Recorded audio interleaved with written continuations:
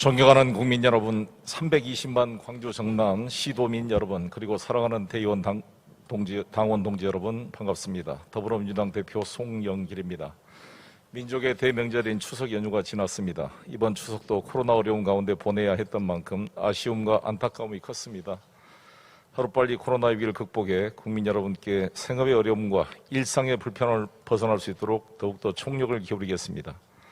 20대 대선 승리를 향한 민주당의 순회 경선이 어느덧 절반을 지나 결승점을 향해 힘차게 달려가고 있습니다.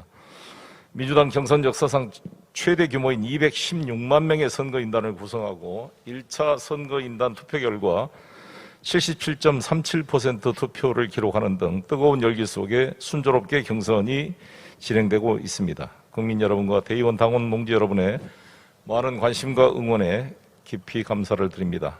이상민 선관위원장님과 유기홍 부위원장님을 비롯한 선관위 관계자 여러분, 송갑석 시당위원장님과 김승남 도당위원장님께도 감사를 드립니다.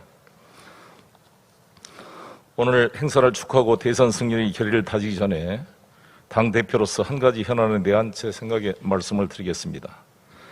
윤석열 후보의 국기문란 고발 사주 사건 시즌2가 시작되었다는 말씀을 드리겠습니다. 우리 백혜련 최고위원께서 대정부 질문을 통해 고발사주 범죄의 재구성을 해주셨습니다. 지난 3월 31일 MBC는 채널A 기자와 검찰 간의 유착 의혹, 즉 검언 유착 의혹을 보도했습니다. 당시 윤석열 총장의 최측근인 한동훈 차장검사가 보수 언론의 기자와 모의해서 수감 중인 범법자를 회유하고 협박해 유시민 노무현 재단 이사장을 음해하려고 했다는 내용이었습니다. 그러자 한동훈과 권순정 대검 대변인, 문제 인물인 손준성 수사정보정책관이 모인 카톡방에서 불이 났습니다. 이날부터 손준성 검사가 국민의힘 김웅 의원에게 첫 번째 고발장 원본을 보낸 4월 3일까지 이 3명이 나눈 카톡방에 대화하는 자그마치 128회였습니다. 그 3일 동안 윤 총장과 한동훈 검사와의 통화의 횟수는 40회인데 법무부가 대검 감찰부의 진상조사를 지시한 4월 2일에는 17회나 통화를 했습니다. 수사의 핵심은 범죄가 이루어진 시점인 3일 동안 이 사건 지휘라인에도 없던 부산고검 차장검사 한동훈이 고발사주 사건의 당사자들과 카톡방에서 무엇을 논의했는지가 중요하고 범죄를 저지른 동안 윤석열 총장과 뻔질나게 전화를 했던 내용을 밝히는 것이 이 사건의 새로운 열쇠로 등장했다는 것입니다. 국기문란 고발사주 시즌2가 시작된 것입니다. 윤석열 후보에게 묻고 싶습니다. 2016년 12월 박근혜 최순실 국정농단 게이트 특검팀 수사팀장이었던 윤석열 검사가 이렇게 말했습니다. 검사가 수사권을 갖고 보복을 하면 그게 깡패지 검사입니까?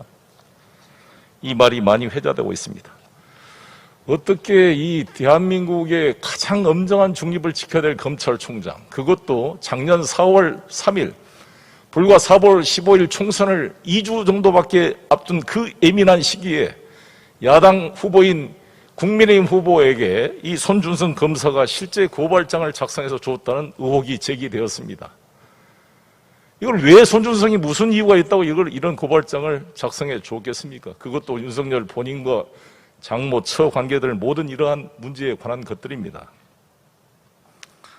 하루빨리 이 검찰은 검찰의 명예를 걸고 이 소상의 진실을 밝히도록 촉구하는 바입니다. 신속한 수사를 통해 이 문제가 정리되어져야 할 것입니다. 저와 민주당은 윤 후보와 국민의힘이 다른 사건들, 대장동 사건 의혹 등을 퍼뜨리면서 이러한 본질을 왜곡시키는 물타기 시도를 단호하게 반대하고 싸워나갈 것입니다.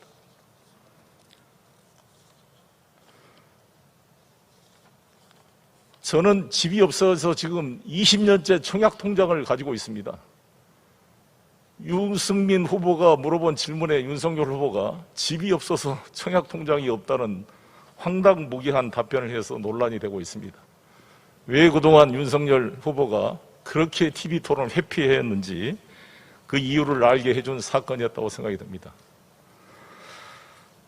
존경하는 국민 여러분, 320만 광주 시도민 여러분, 사랑하는 대의원 당원 동지 여러분, 우리 광주 전남은 역사의 곡절마다 희생과 헌신으로 대한민국 민주주의를 수호해 왔습니다.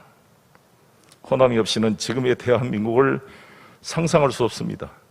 여러분들께서 힘으로 모아졌던 이 문재인 정부가 지난 7월 유엔 경제총회에서 웅크타트 195개국이 만든 있는 회원이 있는 이 웅크타트가 만장일치로 우리나라를 개발도상국에서 선진국으로 격상시켰습니다. 세계 6대 군사 강국으로, SLBM을 개발한 7대 강국으로, 한국형 제4세대 전투기 시제기를 완성시켜내고 MCTR을 철폐해서 우주로 향한 고속도로를 낳은 이 문재인 정부를 우리 전남, 광주 시민들의 힘으로 만들어 주셨습니다. 부족한 점이 있지만 하나씩 보완해 가겠습니다. 저는 이번에 미국 방문을 마치고 돌아왔습니다.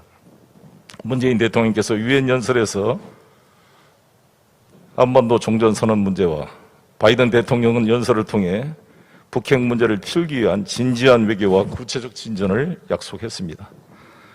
저는 미국의 고위급 인사와 의회 지도자를 만나면서 세 가지를 제안했습니다. 첫 번째는 북이 추가적으로 장거리 미사일이나 핵 실험을 하지 않도록 사전 조치를 통해 예방적으로 막아내야 되는데 이를 위해서는 고위급 인사의 평양 방문이 필요하다라는 점과 두 번째는 인도적 지원을 확대하고 미국 NGO 단체들이 현재 북한을 방문하는 것이 제한되어 있는데 이것을 해제할 필요가 있다. 세 번째는 개성공단을 복원시켜내는데 이것이 현금 다발이 주는 것이 유엔 제재 결의안 위반이라고 한다면 현물 지급을 통해서 지급하고 북이 추가 핵실험이나 장거리 핵미사일 등의 발사를 통해 유엔 결의안을 위반할 경우에는 다시 폐쇄시킬 수 있다는 스냅백 조항을 조건으로 개성공단의 복원의 필요성을 강조했습니다. 한미 간에 항상 우리는 같이 갑시다, 고투게더를 이야기합니다. 저는 미국 인사들을 만날 때마다 이야기했습니다. 고투게더 동의합니다. 그러나 플러스 역할 분담이 필요합니다. 대한민국이 재량권을 가지고 남북관계를 풀어갈 수 있도록 한미 간의 진지한 협의 속에 대한민국이 이를 풀어갈 수 있도록 디비전 오브 롤, 역할 분담이 필요하다는 점을 강조를 했습니다. 이제 10월 10일 대한민국 민주당의 대통령 후보가 결정되면 새롭게 결정된 후보님과 함께 긴밀히 남북관계와 북미관계, 한미관계를 통해서 이를 풀어갈 수 있는 방안을 모색해서 우리 민주당의 비전을 보여드리도록 하겠습니다. 존경하는 전남, 광주 시도민 여러분,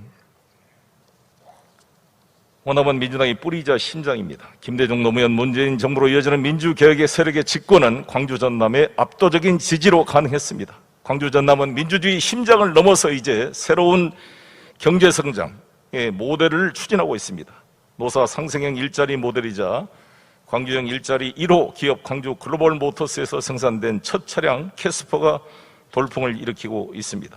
4차 산업혁명을 선도하고 녹색 에너지 시대를 선도하는 지역으로 거듭나고 있습니다. 문재인 정부의 2050 탄소 중립을 향한 노력에 발맞춰 광주 전남은 획기적인 경제발전 전략을 준비했습니다.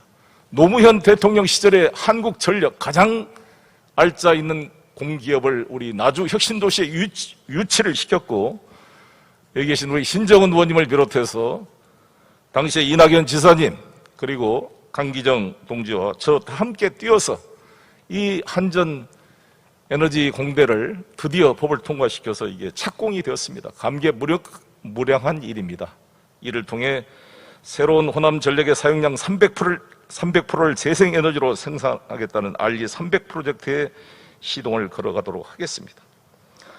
호남 일의 1000년 소망인 경제번영의 중심으로 재탄생하는 기폭제를 만들도록 하겠습니다. 3월 9일 대선에서 반드시 승리해서 4기 민주정부를 수립하는 그 토대를 만들어 가도록 하겠습니다. 여러 가지 어려운 상황이 있고 걱정도 많이 있겠습니다만 저는 우리 여기 계신 6분의 우리 후보님들을 믿습니다. 다 같이 또 우리 당원 동지들께서 원팀 민주당을 강력히 바라고 있다고 생각합니다. 우리들끼리 견해가 있고 경선 과정에서 여러 가지 검증 과정이 필요하겠지만 우리가 극복해야 될 대상은 상대방의 그런 여러 가지 역사를 거꾸로 돌리려고 하는 시도들일 것입니다. 외국에 나가면 모두가 애국자가 된다 그럽니다. 정말 나갔다 볼 때마다 왜 우리 민주당 정부가 이 민족의 운명을 다시 한번 감당하고 해야 될 것에 대한 소명을 뼈저리게 느끼게 되는 것 같습니다. 동지 여러분, 전남 광주 동지 여러분, 저는 당대표로서 공정하게 마지막까지 대선을 잘 관리하고 원팀을 만들어서 반드시 승리할 수 있도록 최선을 다하겠습니다. 오늘 이 전남 광주에서 새로운 우리 민주당의 에너지가 폭발하기를 기원하면서 인사 말씀 마치겠습니다. 감사합니다. 네, 감사합니다. 말씀하신 것처럼 정의와 진실이 승리하는, 그래서 우리 모두가 다 함께 승리할 수 있는 민주당이 될 수 있도록 그 앞길을 잘 잡아주시기를 부탁드리겠습니다.